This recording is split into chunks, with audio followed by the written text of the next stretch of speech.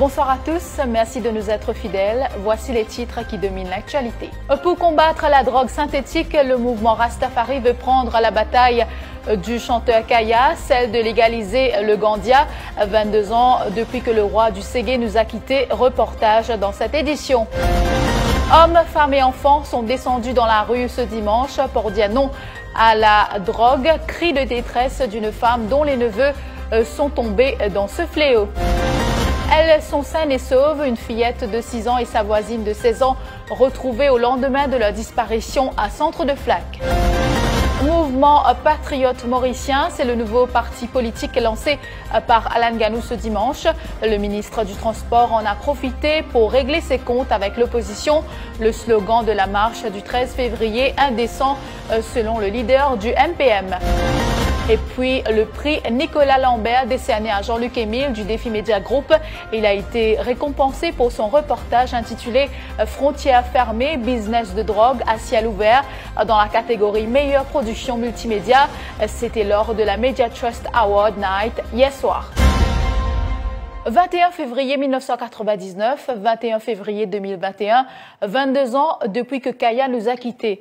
De son vrai nom, Joseph Réginald Topize, son arrestation puis sa mort au centre de détention Alcatraz le 21 février 1999 avait provoqué des émeutes dans le pays.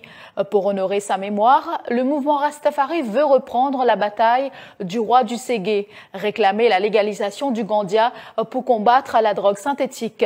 Les membres de ce mouvement ont organisé une marche et un dépôt de gerbes sur sa tombe au cimetière de Rochebois cet après-midi.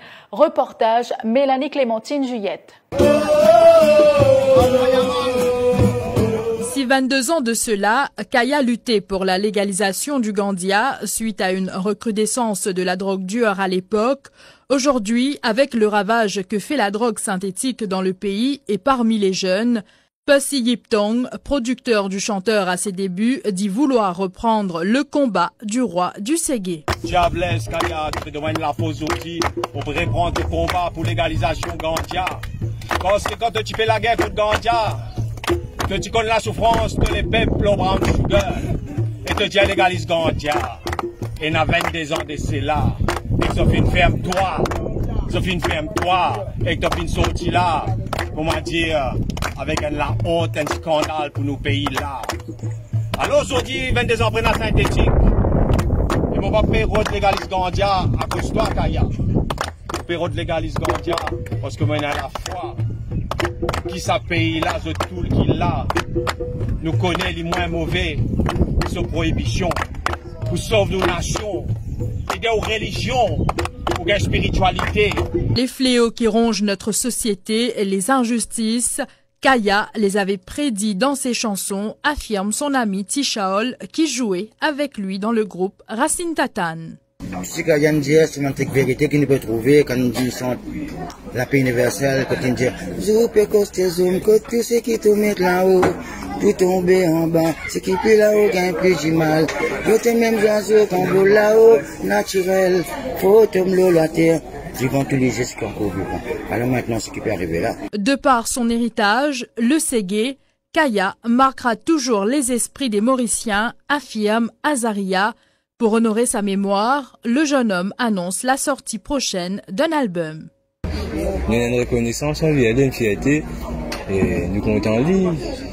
Nous dans le studio, nous pouvons préparer un album, mais seulement nous prenons le temps parce qu'il nous veut faire lire un par un.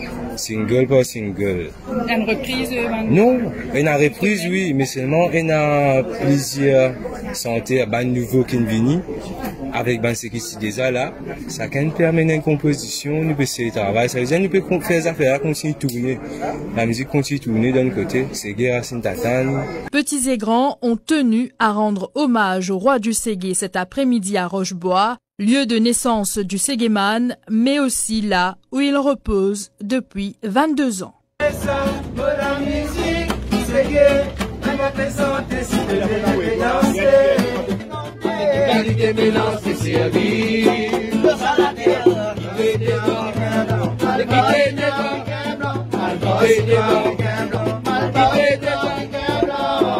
Pancarte en main, jeunes et moins jeunes ont marché de la municipalité de Beaubassin-Rosil jusqu'à la State House, a réduit pour dire non à la drogue ce matin.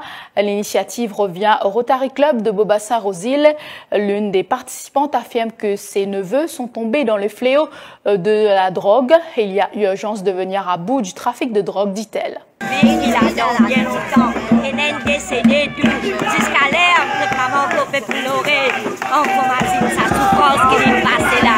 Et les petits enfants qu'on fait mignon, qu'on fait suivre même trace. Ça même qui nous fait ça la mort là, nous demande ceci. Retire ta fléau qui est là, la terre là, qui fait tuer les enfants, qui fait tuer la vie des enfants. La présence du président de la République, Pradeep Rupan, de la ministre de l'Éducation, Lila Devi Dukan-Lutchman, du ministre de la Santé n'est pas à passer inaperçu. Le ministre Kailash Jagatpal se dit confiant de venir à bout du trafic de drogue. Nous peut dire non à la drogue. Comment on peut trouver le nombre de jeunes qui viennent participer? Nous connaissons qui nous sommes jeunes maintenant, je bien sensibilisés et que je connais qui dégage la drogue peut faire dans nos pays. Depuis quelques temps, le gouvernement dit de mettre toutes les structures en place pour faire une manière qui nous est capable d'aller de l'avant. Le Premier ministre déjà a annoncé qu'il lit ce combat contre les marqueurs de la drogue là et ben, le résultat peut tomber. Maintenant, c'est nous, la société, les ONG, tout le monde qui connaît. Nous devons faire une manière qui nous ben jeunes, nous ben enfants dans le quartier, il ne faudrait pas alter de la drogue et qu'en même temps, pas venir pas de la mafia qui opérait, faire une manière qui la drogue disponible.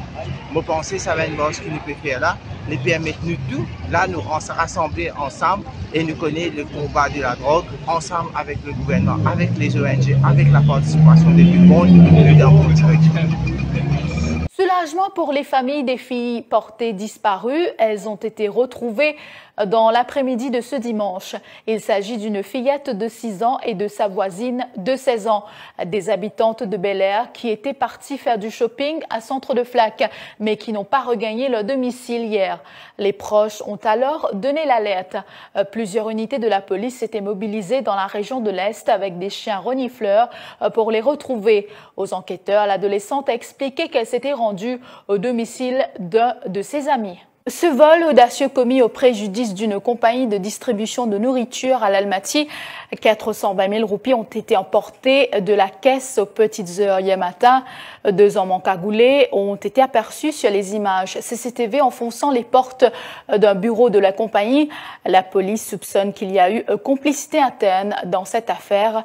L'affaire a été référée à la CID. Je vous retrouve après la pub.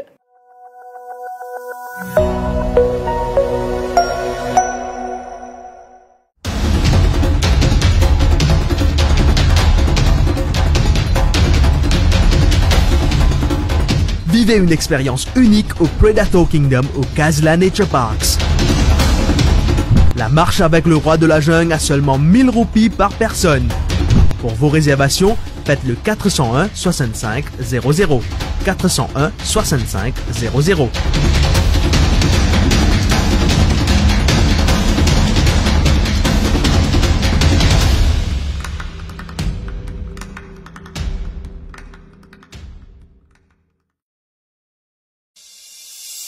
Le dernier numéro de votre magazine, le Défi Moteur, est en kiosque à 50 roupies seulement. Au sommaire de votre magazine préféré, des essais, l'actualité auto et moto, des reportages, vos rubriques, portraits vintage et tuning, et sans oublier votre guide d'achat. Bonne lecture.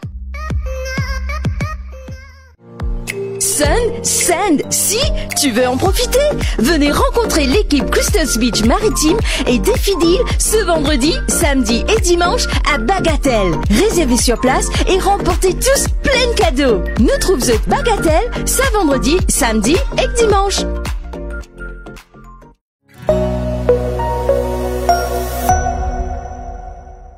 Le slogan BLD apparu sur plusieurs pancartes de la marche du 13 février dernier, qualifié d'indécent par Alain Ganou ce dimanche à l'auditorium Paul-Octavie à Réduit. C'était lors du lancement de son parti politique, le mouvement patriote mauricien, qui a pour symbole une fleur de lotus. Le leader du MPM en a profité pour tirer à boulet rouge sur l'opposition. Jamais, moi, de l'opposition, il y a autant la haine pour sortir du gouvernement. Jamais vous avez camarades. Jamais vous avez chauffeur autant de désordre que ça. D'abord, on est au Parlement, l'Ocimé, vous avez pris le circuit. On est là pour ça. Pris le circuit, l'Ocimé, fait du fait. Après ça, arson, crime d'incendie.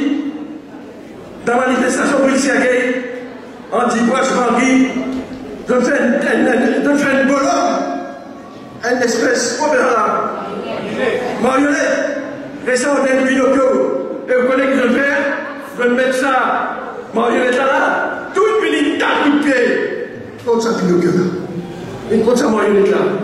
Mais si vous avez une dans sa manifestation là, tape coup de pied, écrasé. Incite à la violence, mes camarades. Mais il n'est pas correct ça. Et vous faites appel, moi, avec un dirigeant responsable de l'opposition. Never stop something you can't stop, on le dit. Pas mettre la vie dans l'engrenage. Pas mettre dans un pays. La secrétaire générale du mouvement patriote mauricien n'est autre que la PPS Tania Diol. Elle a expliqué que le parti dont elle est issue connaît à présent un rebranding. Elle parle de nouvelles stratégies. Nous dire, Maurice, un pays que tu fais encore bon vivre, que tu mènes encore urgence, mais nous avons cette inspiration, nous avons cette ébullition dans les jeunes et dans les jeunes femmes. Et qui nous trouvait en face, nous trouvons une proposition qui peut utiliser ce contexte-là, qui peut utiliser sa revendication-là pour prôner une politique de vengeance et de haine. Je vais servir cette ébullition-là pour régler ce compte personnel avec tel leader, tel politicien. Mais est-ce que c'est ça qui vous permet à l'île Maurice de demain d'avancer? À aucun moment. Au contraire, nous avons en face de nous une opposition qui peut sème la destruction. Parce que même si nous avons tout ça dans la revendication là, à aucun moment on ne peut pas dire que nous avons une base solide. Nous avons une base solide dans ce pays-là. C'est pour ça qu'ils ont dit nous pouvons aider. Le ministre des Affaires étrangères de l'Inde, le Dr Subramaniam Jaishankar, en visite officielle à Maurice. Il a foulé le sol mauricien vers 17h45 ce dimanche. Une visite qui s'insère dans la stratégie de la Grande Péninsule de renforcer ses liens avec les îles de l'océan Indien. Lors de sa visite, le Dr Subramaniam Jaishankar s'entretiendra avec le Premier ministre Pravin Jugnauth, le président de la République Pradeep Rupan, entre autres. Par ailleurs, plusieurs accords seront signés entre Port-Louis et New Delhi lors de la visite du ministre indien des Affaires étrangères, dont l'India-Mauritius Comprehensive Economic Cooperation and Partnership Agreement. Et puis pour terminer, le Grand Prix Nicolas Lambert a été décerné à Jean-Luc Émile du Défi Media Group.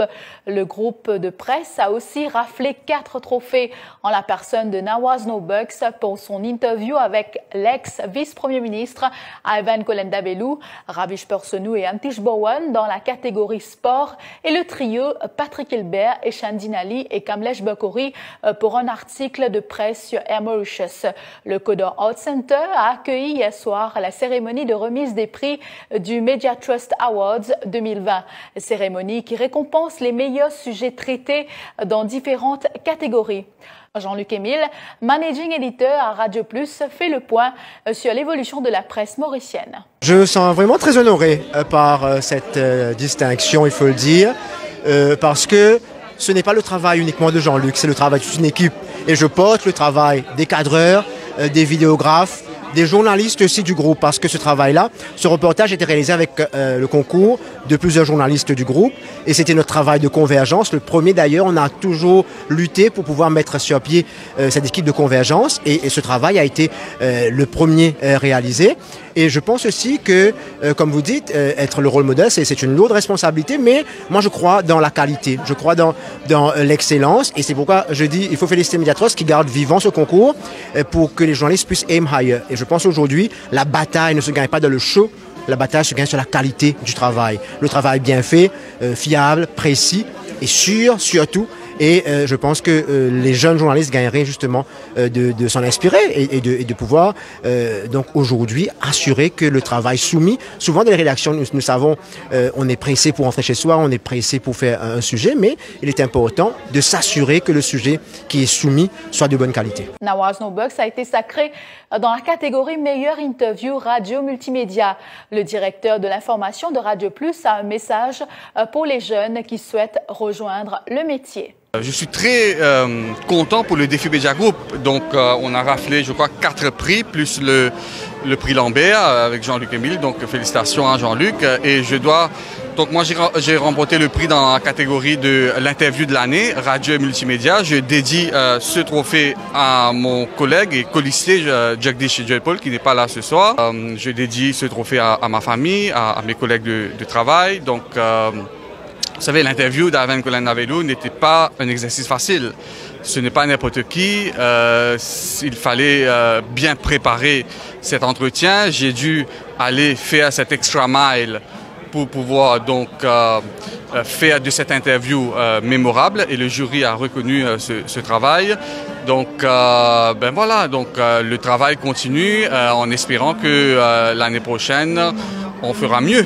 Vous savez, on vit à l'ère de l'Internet, du social media. Nos interviews sont en Facebook Live.